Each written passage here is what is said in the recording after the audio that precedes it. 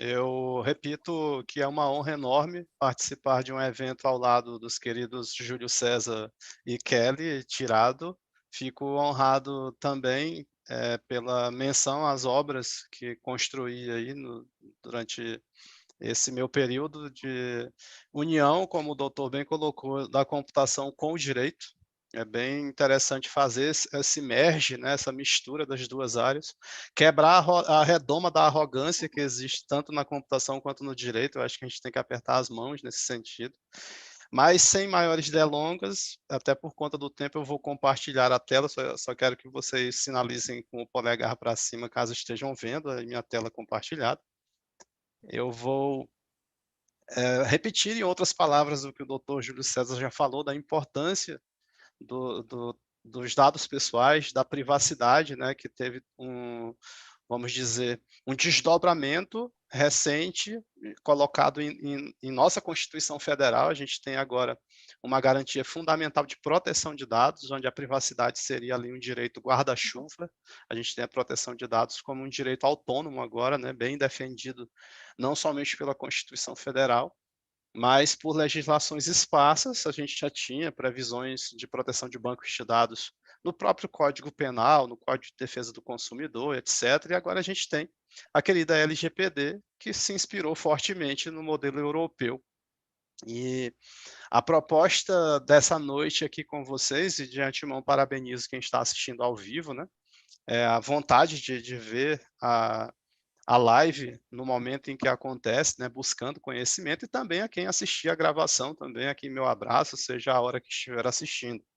E essa inspiração da LGPD com o GDPR vai nortear alguns dos slides que eu trouxe para vocês. Claro que eu não vou poder esmiuçar aqui os conhecimentos, e antes mesmo da live começar, eu conversava com o doutor e com a doutora, que aqui comigo estão, de que eu carinhosamente fiz um levantamento do que há de mais novo em termos de proteção de dados e trouxe aí para vocês, claro, dentro da temática título da nossa live, né. Então eu quebro o gelo com esse slide dizendo que há uma oportunidade adiante, e a imaginação de vocês pode ficar a encargo de imaginar a quantidade, infinita de possibilidades que há nesse campo do conhecimento. A gente até brinca, né, lá vem o pessoal inventando mais moda. A gente já teve blockchain como uma das hypes, né, um dos players de momento. A gente já teve segurança da informação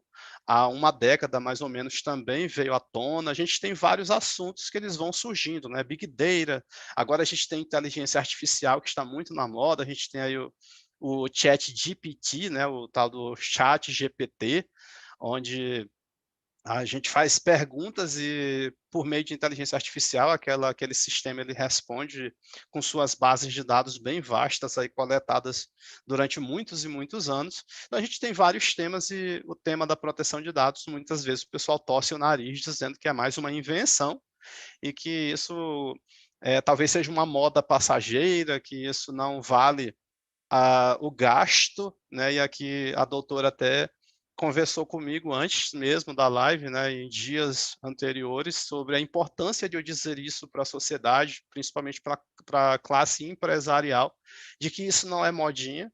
O o que falei agora há pouco sobre o direito à proteção de dados ter sido colocado como garantia fundamental diz muito sobre isso. É uma aula de pós, assim, geralmente uns 3 encontros para falar apenas desse direito, mas eu vou tentar ser bem sucinto, no sentido de que, quando falamos em dados pessoais, nós estamos falando diretamente de seres humanos, né. A própria Corte Suprema lá, o STF, né, entre aspas, dos Estados Unidos, que eu já tive a honra de assistir, inclusive, a sessões por lá durante meus estudos e viagens para lá. A própria corte, já de muito tempo, ela diz em seus julgados que os dados pessoais, eles são uma extensão da nossa personalidade. Então, se a doutora Kelly ou o doutor Júlio César derem uma clicada num botão curtir em uma rede social, aquilo vinculado a eles se transforma em dado pessoal, e aquela curtida de fato representa essas duas pessoas. Os dados pessoais são pedaços de nós que estão espalhados em diversos lugares e que a regulamentação veio sendo trabalhada, veio sendo criada no decorrer dos anos e agora ficou mais forte essa regulamentação com o uso da LGPD, que, claro, ainda carece de muitas outras regulamentações complementares a serem emanadas aí pela própria Autoridade Nacional de Proteção de Dados. E aqui aproveito, já que mencionei o órgão no qual atualmente estou lotado, eu estou cedido, eu sou da Justiça Eleitoral, mas cedido a convite. É uma honra enorme fazer parte da história da proteção de dados no próprio órgão fiscalizatório regulatório, né, fiscalizador regulador, mas eu faço aqui o disclaimer de que o que eu falarei durante a live não é a opinião oficial da ANPD e nem tampouco trarei aqui para a live questões internas ou privadas ali do meu trabalho dentro da ANPD. E, claro, eu vou tentar falar de maneira bem genérica, sem citar casos concretos, por óbvio. Mas, repito, a proteção de dados ela é uma área que já vinha sendo trabalhada e que agora ganhou mais importância exatamente porque nós temos um movimento que começou lá no início da década de 80 sendo revitalizado. A gente teve no início da década de 80 o início da utilização da computação dentro dos órgãos de governo e dentro das empresas, e isso fez surgir preocupações jurídicas. E a gente tem esse fortalecimento agora dessa mesma estrutura computacional por conta do advento da inteligência artificial, não da clássica inteligência artificial que já existia, mas da poderosíssima inteligência artificial que hoje nós enfrentamos, entre aspas. Enfrentamos porque eu costumo dizer, fazendo menção novamente ao Código de Defesa do Consumidor, que frente a uma plataforma digital, mesmo eu, que tenho vários cursos dentro da área da tecnologia, dentro da área da perícia, eu me considero uma parte vulnerável. Eu não sei o que acontece de fato nos algoritmos, né, nos códigos ali computacionais da maioria das plataformas. Eu, como programador, imagino como essas coisas são feitas, mas nós não temos a transparência ainda, a transparência suficiente para retirar esse rótulo de todos nós como partes vulneráveis. Então, eu começo aqui falando sobre isso, que os dados pessoais são os próprios seres humanos que estão vinculados a esses dados e que nós todos, independentemente da nossa formação, do nosso intelecto, somos ainda, na minha opinião, partes vulneráveis frente a essas tecnologias, frente às decisões que são tomadas de maneira por procuração, entre aspas. Existe até um termo no inglês, o proxability, que é você dar procuração para computadores tomarem decisões em lugar de seres humanos, é isso que acontece. Quase 100%, e alguns dizem que até 100% das decisões que nós tomamos no dia a dia são direta ou indiretamente decididas por algoritmos, desde o filme que você assiste, desde a rota na cidade que você toma para ir de casa para algum ponto da cidade, etc., as pessoas que você conhece, até mesmo quem você casa hoje é influenciado por algoritmos. E o recado que eu dou agora falando, né, de quem realmente torce o nariz, que geralmente é quem vai gastar dinheiro com isso, não é um gasto, é um investimento. Eu vou falar brevemente sobre governança de dados daqui a pouco. Quando você faz a adequação de uma empresa à LGPD, você vai fazer uma faxina dentro da sua empresa, você vai conseguir enxergar os dados que você possui, como esses dados eles são tratados, ou seja, são utilizados dentro da sua empresa. E isso, além de fazer com que você fique em conformidade com o que a LGPD pede, evitando os dissabores da não conformidade, inclusive multas que possam vir a ser aplicadas não somente pela ANPD, mas pelo próprio judiciário, ou pelo PROCON, etc., provocado, né, claro, pelo PROCON. A gente já teve até várias decisões judiciais nesse sentido. Mesmo você tendo essa noção de que você vai entrar em conformidade para evitar esses dissabores, você tem que olhar também as vantagens inerentes a fazer esse tipo de projeto. O que as grandes empresas não somente no Brasil, mas no mundo inteiro, elas fazem isso cada vez mais. As médias empresas e as pequenas empresas têm feito é a utilização inteligente dos dados que possuem.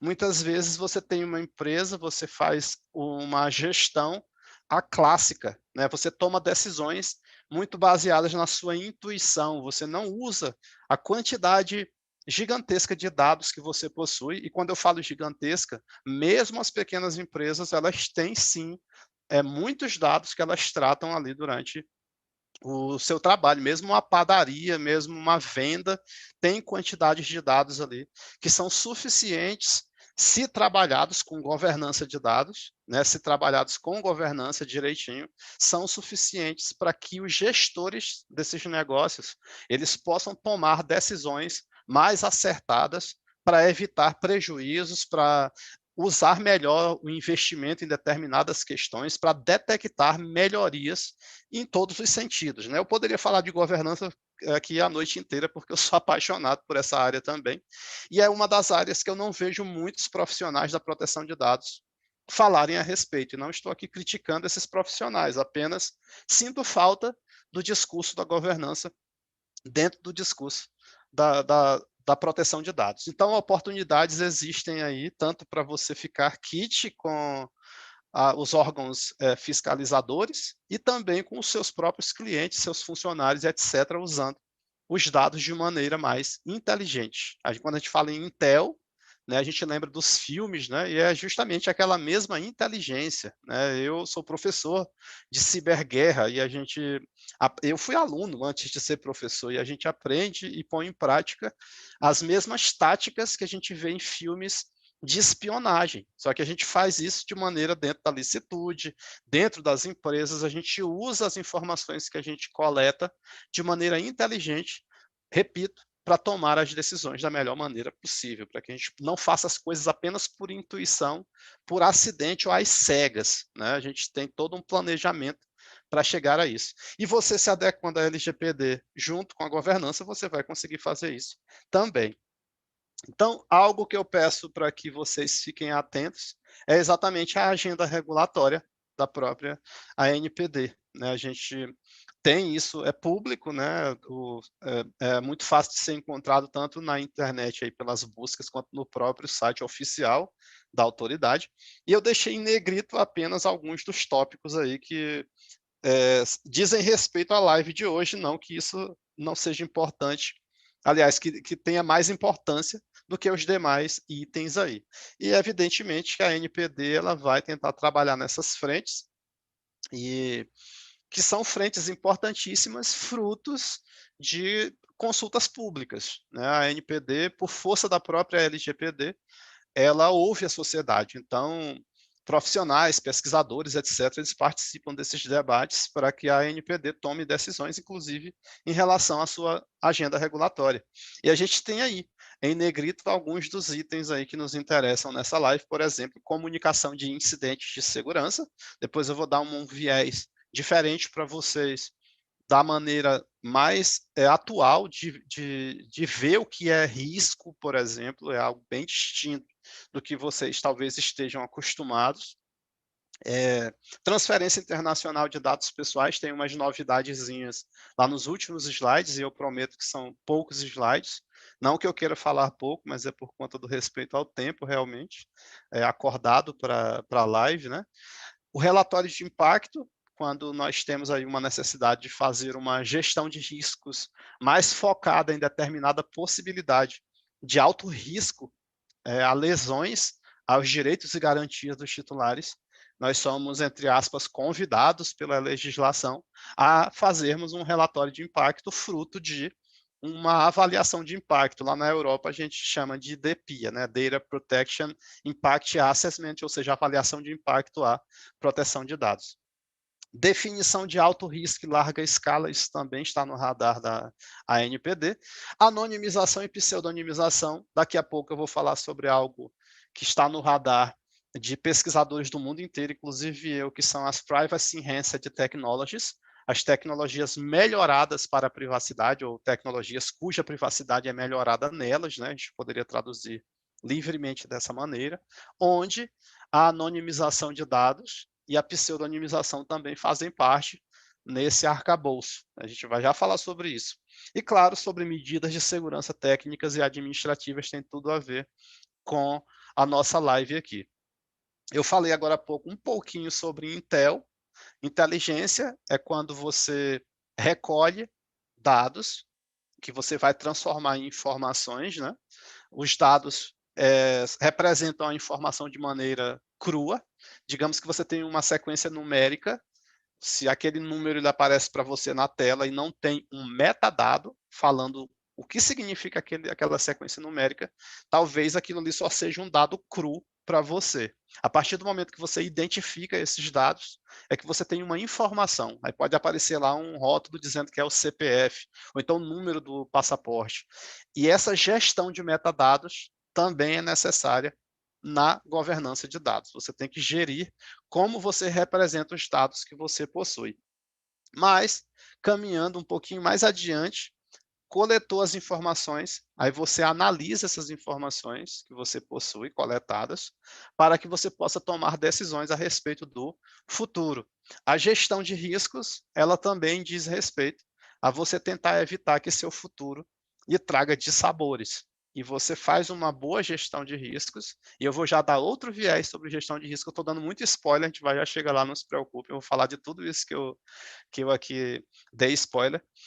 Quando eu falo de gestão de riscos, significa que eu tento vislumbrar possibilidades de sabores no futuro e eu vou tratar no presente tudo aquilo que eu possuo como ativos, como coisas que eu preciso proteger, é assim que a gente chama na literatura, ativos, que podem ser ativos de informação, ou seja, computadores, as pessoas, né, as pessoas carregam informações em suas mentes, papel, né, dados em papel também são cobertos pela LGPD, e eu faço um levantamento desses ativos todos, e depois eu enxergo quais são as ameaças para esses ativos, o que pode acontecer de ruim para esses ativos, para eu, enfim, tomar decisões de como proteger esses ativos. Se serei eu mesmo que protegerei, se eu contratarei uma empresa especializada para proteger esses ativos, se eu vou conviver com o risco, eu não vou fazer nada naquele momento, porque eu não tenho interesse, ou porque eu não tenho dinheiro, ou porque eu não tenho pessoal, ou porque eu não tenho uma empresa que faça a proteção, ou então eu vou me desfazer daqueles ativos para eu não ter mais o trabalho de protegê-los. Então, são decisões que são tomadas dentro da gestão de risco.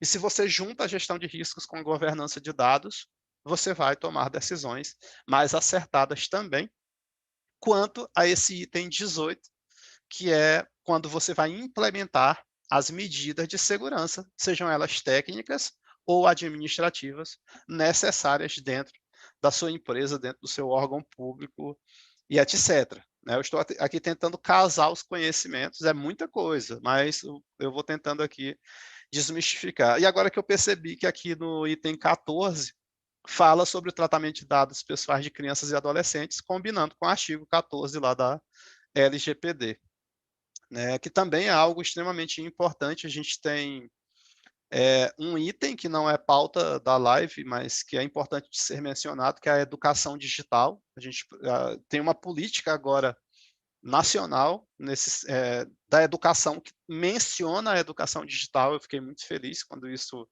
veio à tona por parte do governo. Então, nós todos temos que desmistificar essas coisas para que nós não mais sejamos tão vulneráveis frente a essas caixas pretas que são as plataformas digitais, que são aquelas infraestruturas que muitas vezes tomam decisões por nós e nós somos levados a tomar outras decisões por influência dessas outras decisões primárias. Então fica tipo um círculo vicioso. Por isso há iniciativas no mundo inteiro de maior transparência na criação de software. Existe uma expressão também que, antes de eu passar para o próximo slide, acredito seja importante de ser mencionada, que é human-centric, que é quando eu foco no ser humano, né? Hoje tudo está voltando-se para isso, né? O Código de Defesa do Consumidor ele já trabalhava com isso. A gente tem vários fragmentos aí em outras leis que não é LGPD, que já falavam sobre essa questão de você vislumbrar qual é o ser humano que vai usar um software, qual é o ser humano que vai ler um termo de uso de um site que você tenha criado. Aí a gente tem a tal linguagem simples também, que é outro tema interessante de ser utilizado, de ser pesquisado. A gente tem design thinking, a gente tem legal design, que é casado com visual law, ou seja, um monte de coisinhas que vão surgindo no horizonte aí de nós pesquisadores e de nós aplicadores também desses conhecimentos, para que a gente chegue a essas questões mais nevrálgicas, que giram em torno do ser humano, por isso, human-centric. Tudo isso aqui que a gente está conversando aqui tem a ver com a melhor qualidade de vida dos seres humanos. Porque a gente teve períodos sombrios na história da humanidade, como o próprio nazismo, onde pessoas foram perseguidas por conta de suas religiões, por exemplo. E os perseguidores, eles usaram bancos de dados existentes para, com facilidade, chegar até aquelas pessoas que eram consideradas inimigas do Estado naquele momento. Então, daí a importância da proteção de dados desde sempre na história da humanidade. Mas vamos lá aqui algumas tendências aí para quem é pesquisador, para quem está atuando na área, para os alunos, para todo mundo, né? Por mais que sejam itens por vezes desconhecidos de vocês, eu convido que vocês façam as pesquisas posteriores a respeito deles. Vou dar uma pincelada em cima disso tudo, por conta de, repito, ter feito juntado esses termos todos para a live de hoje, que são questões que eu tenho discutido com outros pesquisadores aí, inclusive do mundo inteiro. A gente tem uma ascensão, esse sinalzinho de mais eu coloco dizendo que está havendo um fortalecimento dessa privacy focused tech, ou seja, as tecnologias cujo foco é privacidade, e dentro desse ambiente aí nós temos as patches, que eu vou falar num slide específico, que eu comentei agora há pouco rapidamente, que são as Privacy Enhanced Technologies, tecnologias que melhoram ainda mais a privacidade, é uma preocupação de várias empresas no mundo inteiro, e eu vou casar isso com dados pessoais daqui a pouco também. Um exemplo mais tranquilo de uma tecnologia focada em privacidade é a criptografia quando utilizada nos aplicativos de bate-papo, né, nos aplicativos de mensagens instantâneas. A gente tem várias soluções famosíssimas que usam criptografia ponta a ponta, ou seja, os dispositivos, quando eu mando uma mensagem para o doutor Júlio César, o dispositivo dele, de certa forma, troca figurinhas com o meu dispositivo, no caso celular, e eles estabelecem uma comunicação criptografada, como se fosse um cano de chumbo entre o meu celular e o celular dele, e ali eles vão trocar informações que são ininteligíveis, que são embaralhadas caso algum atacante tente acessá-las durante o trânsito, né? A gente fala isso muito na computação. A gente tem dados estacionados, que são dados que estão aqui no meu celular, por exemplo, ou na minha caixa de e-mail, e a gente tem também dados em trânsito, que é quando os dados saem de um lugar para o outro. Então, a segurança da informação é uma das áreas que ela foca os dados onde quer que eles estejam, tanto parados, né, estacionados, quanto em movimento e também quanto em uso, quando estão sendo utilizados. E essas tecnologias, focando a privacidade, elas são inúmeras e algumas estão sendo inventadas nesse momento e testadas. Muitas delas exigem alto poder computacional, algumas outras não, até porque, por exemplo, a criptografia ela exige muito cálculo matemático no caso dos processadores dos dispositivos, né? A gente tem limitações quanto ao uso da criptografia, ela não é possível de ser utilizada em dadas circunstâncias.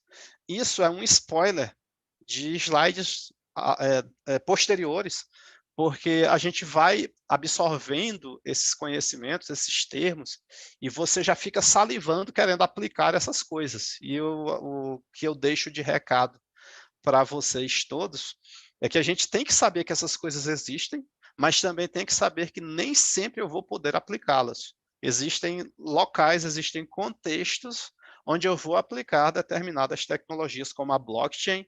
A blockchain até ontem, praticamente, já se dizia, entre aspas, eu estou brincando, que ela seria capaz até de curar o câncer, porque todo mundo falava em blockchain, agora todo mundo fala em inteligência artificial, Claro, é bom falar das hypes, daquilo que está na moda no momento, mas também é muito interessante vocês entenderem como aplicar isso no caso concreto, porque não é em todo lugar que eu vou conseguir aplicar blockchain, não é em todo lugar que eu vou conseguir aplicar essas tecnologias focadas em privacidade. Outra coisa que está na moda, o segundo item, é o Privacy by Design, que já é muito conhecido de quem estuda proteção de dados, que é você levar em consideração a privacidade durante todo o ciclo de vida de um projeto, qualquer projeto que seja. Você vai criar um jogo, você tem que criar, desde a análise de requisitos, desde quando você está estudando o que o jogo vai ter, durante o desenvolvimento, durante a fase de teste, durante a entrega, durante a vida daquele jogo, com o gamer, né, com a criança ou com o adolescente, ou seja lá quem for que tenha adquirido, durante todo esse ciclo de vida, a privacidade deve estar presente, ou seja, é a privacidade por projeto. Eu estou falando de um jogo, mas o que vocês quiserem imaginar é aplicável. E se trabalhasse dentro desses projetos com dados pessoais, isso é foco exatamente da LGPD, que também traz como reforço essa necessidade de privacidade por padrão. Isso é uma das tendências de maior cobrança. Isso já existia, mas vai ser mais cobrado, com certeza, pelo que a gente estuda a partir de então. Mais regulações, as regulações têm nascido em termos de, não somente de proteção de dados, eu falei agora há pouco que a própria autoridade brasileira, ela ainda vai construir novas interpretações a respeito do que diz a LGPD, isso por força da própria LGPD. A LGPD diz isso, que algumas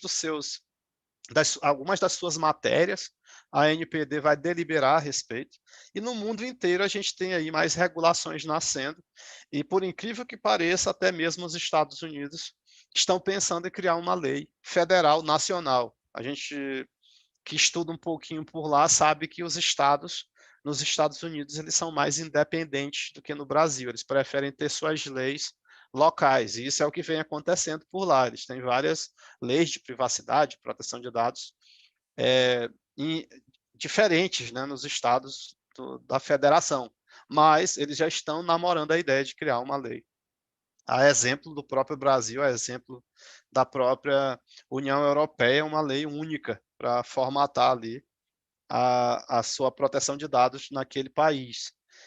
Tem também cookieless, a gente ouve falar muito sobre, inclusive, guias, né, para você melhor implementar a utilização de cookies nos seus sistemas online. Eu não vou entrar aqui em pormenores técnicos, mas vamos dizer que os cookies, eles são seres que eles nos monitoram, né, eles nos monitoram quando nós acessamos serviços online, e muitas big techs, muitas grandes empresas de tecnologia já têm namorado a ideia de criar soluções de monitoração de seus usuários sem o uso de cookies. Estão fugindo já disso, e é um assunto que com certeza vai aparecer cada vez mais, a não utilização de cookies e a utilização de outras tecnologias, inclusive usando Privacy Enhanced Technologies, que eu vou falar depois em slide específico, para melhor proteger os interesses dos cidadãos. Não esqueçam do tal Human Centric, ou Human by Design, também chamam-se assim, né? O ser humano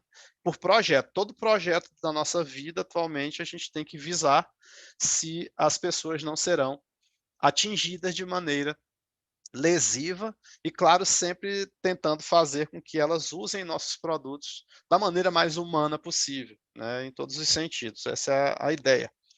Maior transparência, né, existe uma expressão que a própria LGPD possui lá no seu artigo 6º, né, de accountability, né, de prestação de contas.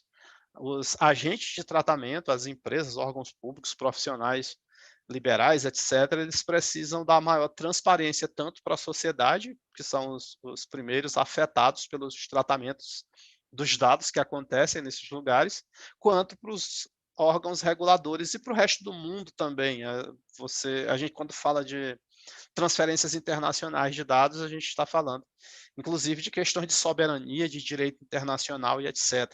Então, isso tem vindo com muita força, né, fazer com que haja maior transparência, não somente da própria tecnologia em si, já falei, né, da inteligência artificial, mas do próprio uso dos dados. Existe algo que já vem sendo estudado, já vem sendo, em alguns casos, aplicado no mundo inteiro, em vários países, que é um paradigma chamado de Algorithm Transparency. É a transparência algorítmica, onde há uma exigência frente a órgãos do governo, e em alguns casos frente às empresas, ou seja, a iniciativa privada, de que eles abram seus códigos para que eles sejam auditados em determinados casos, porque quer-se saber como é que esses softwares decidem nossas vidas. Né? Lá nos Estados Unidos mesmo, em Nova York, existem estudos nesse sentido, primeiramente para o universo público. Quer-se saber como é que funcionam os algoritmos do governo. Os americanos lá dos estados de Nova York querem saber por que o carro da polícia vai primeiro para o bairro X e não para o bairro Y. Como é que esse algoritmo está decidindo isso? Ou seja, são impactos nas vidas dos seres humanos, e essa transparência tem sido cada vez mais cobrada. E aqui eu falei, dei o spoiler antes, sobre a gestão de riscos em relação aos titulares. Eu vou ser bem breve, mas não esqueçam. Até o presente momento, as normas de privacidade e de proteção de dados do mundo inteiro, elas têm uma visão aclássica, e isso é natural que fosse assim, elas têm uma visão conservadora da gestão de riscos, apenas em termos de segurança da informação. A gente aprende em muitos cursos, inclusive de LGPD, que nós devemos fazer gestão de riscos vislumbrando apenas o viés da segurança da informação. Está errado? Não está errado, está certo, porém incompleto. Por quê? Porque existem inúmeros outros riscos que não envolvem questões relacionadas à segurança da informação, mas que podem afetar os direitos e interesses ali dos titulares de dados. Digamos que eu tenho uma base de dados que sozinha ela é inofensiva. E eu tenho outra base de dados que sozinha ela pode ser também inofensiva. No momento em que eu faço o cruzamento dessas duas bases de dados, pode ser que eu obtenha uma nova visão daqueles dados, e eles não mais sejam essas duas bases de dados juntas, né? Esses dados não mais sejam inofensivos. Isso é algo que pode afetar a vida das pessoas, mas que não é um incidente de segurança. É isso que eu quero que vocês entendam. Então, existem várias possibilidades, muito além das questões de segurança da informação, e que as próprias normas, por exemplo, da ISO, do NIST, que é o Instituto de Padrões de Tecnologia dos Estados Unidos, que os SIS Controls, que são vários órgãos que emanam normas de segurança da informação, estão se adaptando para isso. Eles já estão criando novas normas que também vislumbram riscos à privacidade e não somente à segurança da informação, como nós tínhamos até então. Ou seja, existem riscos inerentes realmente à segurança da informação, mas existem inúmeros outros riscos inerentes apenas à privacidade. E isso a gente tem que ter em mente, porque é o horizonte que já está por aqui, né? Eu mesmo já trabalho com esse viés já há algum tempo. Governança de dados, eu já fiz a propaganda, estudem a respeito disso, é fantástico você saber quais dados você possui, você utilizar esses dados da melhor maneira possível, e a governança, se bem feita, vai facilitar demais o trabalho de quem faz conformidade à LGPD. Se eu tenho meus dados todos já mapeados, tudo direitinho, eu sei o ciclo de vida do dado, desde o momento que o dado chega na minha empresa, por onde ele andou, para onde ele vai, existe um paradigma dentro da governança de dados que chama-se linhagem de dados. Se você estudar governança, você vai topar com isso, com certeza. A linhagem de dados, pessoal, é uma parte da governança que ela se preocupa com a vida do dado. Toda vez que o dado sofre uma mutação, a linhagem de dados está olhando para ele. Ela vai fazer ali uma monitoração do dado como se fosse um ser humano, que ele nasceu, ele vai crescendo, ele muda de sexo, sei lá, ele muda de empresa, enfim, tudo aquilo que vai acontecendo com o dado, você com a linhagem de dados você consegue fazer. E cada vez que esse dado ele vai andando durante sua vida, medidas de segurança diferentes potencialmente podem ser aplicadas. Então você casa a governança com a conformidade à LGPD tranquilamente. Não é preciso dizer muito que compliance é justamente uma das áreas mais exigidas hoje. Você tem que saber lidar com essas questões de conformidade aí.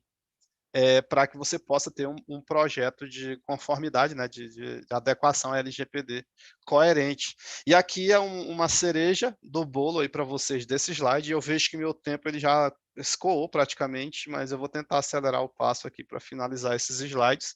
Nós temos a Transfer Impact Assessment na última linha do slide, e a Transfer Risk Assessment, a avaliação de impacto, a transferência internacional de dados, estudem sobre isso, e a transferência de risco. A transferência de risco é a mesma coisa que transferência, é a mesma coisa assim, entre aspas, né, que tem nuances aí de aplicação. Mas são relatórios de impacto específicos para transferências internacionais de dados. Dei uma lida a respeito disso. Para quem vai fazer adequação ao GDPR, você vai ter que estudar mais a TIA. E se você vai fazer a adequação da implementação do Reino Unido, da GDPR, que é diferente, você vai fazer a TRA, né? Que é a avaliação de transferência de risco. Eu vou falar bem rápido sobre isso, eu gostaria até de falar mais, mas coisas que estão no horizonte são os sandbox regulatórios. Você cria uma caixa de areia, a gente vê a figurinha aí no slide, onde você convida ou você cria um ambiente regulatório ali isolado para que empresas possam, por exemplo, criar soluções inovadoras e você pode suspender, para aquele caso concreto, é uma espécie de laboratório, você pode suspender a aplicação de determinadas legislações atuais, por exemplo, porque existem vários sabores de sandbox, mas essas empresas vão trabalhar ali dentro daquela caixa de areia e depois você vai estudar os resultados para que você possa criar novas regulações, novas leis, etc, etc. E a gente tem também um paradigma chamado de Evidence-Based Policy, ou Evidence-Based Public Policies, que é essa de cima do slide, que são as políticas baseadas em evidências. Uma preocupação muito grande no mundo inteiro é que não haja viés político na criação de leis, por exemplo. Então, esse tipo de paradigma, ele junta interessados, que podem ser as empresas, podem ser a sociedade civil, cientistas, as universidades, para debaterem, trazendo evidências concretas sobre determinadas questões que devem constar nas regulações. E um desses projetos é o Open Loop, que ele foi criado pela Meta.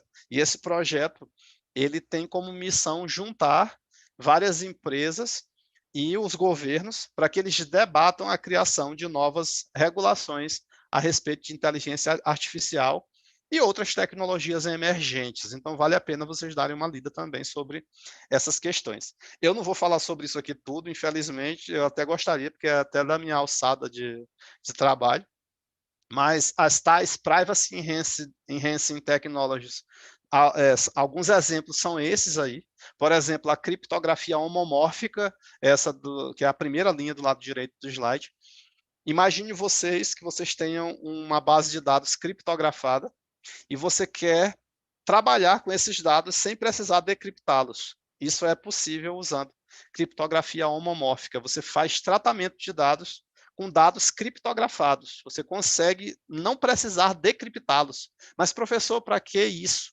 Digamos que eu sou um agente de tratamento e a doutora Kelly Tirado é ela representa uma empresa que eu poderia contratar para fazer algum tipo de tratamento com meus dados, por exemplo. Só que eu não quero fornecer os dados reais. Então, eu forneço os dados de maneira criptografada e a doutora Kelly, a empresa dela, como meu operador contratado, ele não vai ter acesso aos dados, mas vai poder trabalhar com eles de maneira criptografada. Existem vários sabores dessas tecnologias, eu estou dando um exemplo de uma só, que é a criptografia homomórfica. Por exemplo, só para fechar esse slide, esse penúltimo item, que é o Synthetic Data Generation, geração de dados sintéticos. Em vez de você trabalhar com dados pessoais de pessoas, dados reais, né? Se são dados pessoais, são de pessoas, de titulares de dados. Você usando, por exemplo, inteligência artificial, você pode gerar dados fictícios para você fazer testes ou mesmo para você trabalhar esses dados e não ter a preocupação de fazer adequação em relação a esses dados sintéticos à LGPD, por exemplo. Então, todas essas questões aqui que estão nesse slide dizem respeito a melhorar a privacidade. E, novamente, digo que nem sempre você vai conseguir usar isso em todo e quanto é lugar. A criptografia homomórfica, por exemplo, ela é muito custosa em termos computacionais. Então, existem ambientes onde você vai usar isso e em muitos outros você não vai conseguir usar. Eu já tinha falado antes aqui naquele slide, né, o último item desse slide é esse aqui, que é as TIAs e as TRAs, e já falei, já dei o spoiler, né, só repito, que é interessante que quando vocês pensarem em fazer transferência internacional de dados, se tiver que fazer algo envolvendo GDPR, você vai se preocupar com essa Transfer Impact Assessment, e se for a implementação do Reino Unido, você se preocupa com a de baixo, que é a Transfer Risk Assessment. Lá nas nossas queridas, nos nossos queridos itens da agenda regulatória, um dos itens, que é o item número 4, a NPD vai se preocupar com transferências internacionais de dados e também vai falar sobre o que ela aceita ou não, né, em termos de proteção de dados, dizendo respeito às transferências internacionais. A gente que estuda GDPR, sabemos que muitas das transferências são feitas por acordos que são feitos entre autoridades de dados de países estrangeiros. Outras vezes você prevê isso em contrato, outras vezes você cria cláusulas globais vinculantes, Binding Corporate Rules, que é assim que o GDPR chama, que são as cláusulas vinculantes corporativas. Você tem uma empresa na Alemanha, por exemplo, só que ela tem várias filiais espalhadas no mundo inteiro.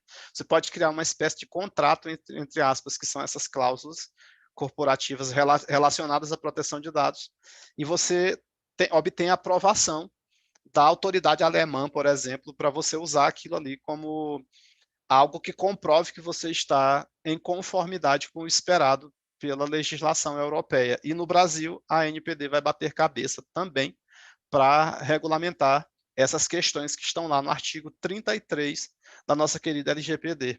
É muito parecido com o que nós temos no GDPR. Eu tinha falado, já vou fechar, eu tinha falado sobre inteligência para vocês no começo, e aqui eu vou falar rapidamente sobre uma inteligência específica para proteção de dados e para segurança da informação, que é a Cyber Threat Intelligence. Vocês têm que saber como é que funciona a cabeça dos hackers, dos grupos criminosos, dos grupos de crackers do mundo inteiro. E mesmo que você não vire um analista de segurança, você tem que saber que isso aqui existe e você pode contratar empresas que se utilizem desse tipo de intel, desse tipo de inteligência, para que você possa tomar decisões mais acertadas, a depender do negócio que você toca na sua empresa ou no seu órgão público. É isso, eu espero não ter sido muito rápido nas palavras, são muitos assuntos, eu me empolgo em querer trazer para vocês coisas que realmente são importantes, são novas, espero que tenham sido muitas novas para vocês aí, para as suas pesquisas. E repasso aqui a fala aqui para o doutor Júlio, para a doutora Kelly, caso tenham perguntas e o tempo seja capaz de apresentá-las aí, e fico à disposição. Minhas redes sociais estão aí nos slides, em todos eles, fiquem à vontade para entrar em contato quando bem quiserem. Uma boa noite, bom dia, boa madrugada, boa tarde para quem está assistindo a gravação.